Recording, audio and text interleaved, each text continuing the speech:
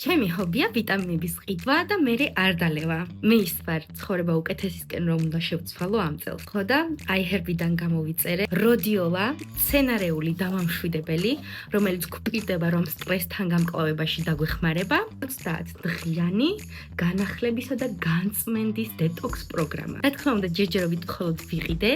ვამპირებს რომ ხვალიდან დავიწყო მიღება და ერთ თვეში შეგატყობინებ დაუცილებლად რამდენად კმაყოფილი ვიქნები. ეს სხვა თითქმის არაფერი გამიკეთებია, იმის გარდა რომ მთელი დღე ვმუშაობდი. ხუთის არ მithქვამს მუშაობა დავიწყე.